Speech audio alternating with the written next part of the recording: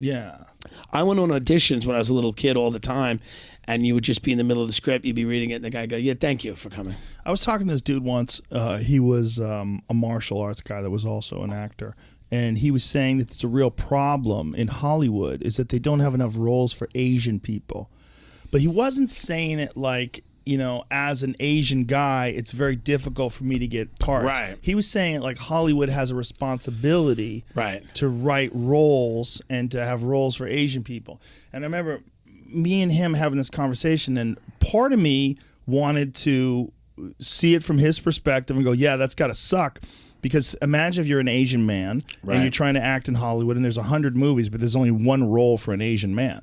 But there's like 99 roles or 250,000 roles for a white guy. Right. Like, what do you do? That's like, tough. But is it the responsibility of Hollywood to write for Asian people? Because here was my take on it was like, okay, if you're a guy and you're a screenwriter and you have a vision, you're not thinking, I want to make 2 black lesbians and 1 Asian guy and, have as few white people as possible. Right. What I want to do is just make a movie. Right. And I have a movie about a monster chasing people. I don't give a fuck who he kills. I'm not thinking about it that way. Right. But his responsibility was Hollywood is an industry and they need to make space for Asian people.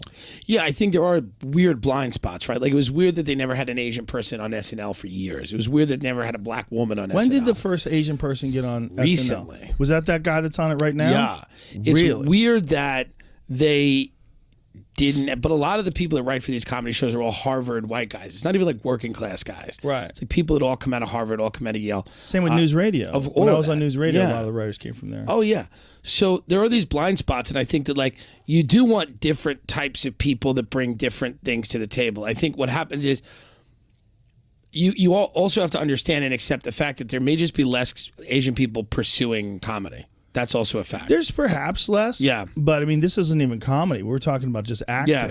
And there's going to be less. There's going to be more white people because the majority of the country has been white for so long that when you look at the movies and the TV shows, they're all going to be predominantly white because that's the majority population.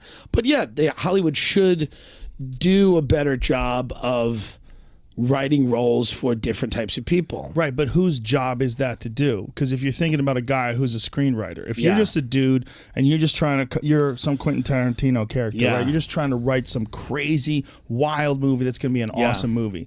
You're most likely not thinking about making sure that the cast is diverse. I think you got to hire an Asian screenwriter. Well, this conversation that I had with this guy was like in the early 2000s or the late 90s. It was quite a while ago. Yeah. But I remember being in a situation where part of me wanted to argue against it and part of me wanted to argue for it. So from his position, I was like, yeah, I get it. I see what you're saying. It's got to suck. But then I was like, but man, if you're a guy who's got a vision and your vision is like 4 white guys go camping and they get eaten by a werewolf and that's the whole movie, like, what is it your job to cast an Asian guy? Is it your job to decide one of these guys is Asian? I think it's about stories, right? So you got to look at like where you would look at, like, obviously every movie is not 4 white guys get eaten by a guy. So you look at like what are interesting stories that may emanate from Asia. Like find stories about Asian people, find stories, and I think that can be done. People should do a better job of that. I think it's studio heads going, because there are markets, right? There's markets out there that are underserved. So there are people that want to see those movies that aren't getting them. And then when you have the Black Panther, when you had Black Panther, people were like, okay, we want to see this. It's a big movie. So I think it's just the job is finding those markets out there that make, because nobody does anything unless it makes them money. Right. So I think what they're afraid of is doing things that fail. Doing things that don't make the money. So I think once it's shown that these things are profitable and they do make money and people do want to see them, you'll see more of it. I think now we've gone the other way where it's an overcorrection where we're putting identity above talent. Yeah. That becomes a huge problem. That is a problem. The game is supposed to be that everybody, regardless of who they are, has to compete, and their talent has to be the main driving factor. And then, because the problem with that is you get bad actors, and I don't mean bad actors in terms of like not being good at acting. I mean people that are acting in bad faith.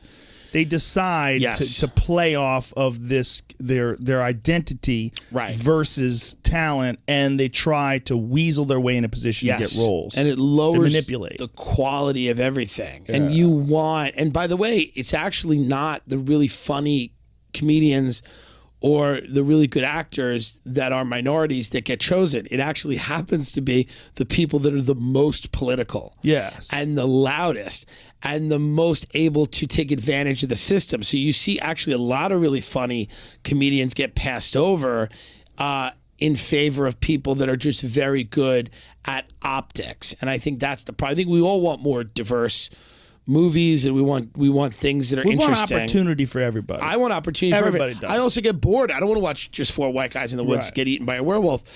But I want to. It's a good movie, though. Yeah, I want to watch it once, but then I also want to see different types of movies. Absolutely. Remember that Mickey Rourke movie? Absolutely. Yeah.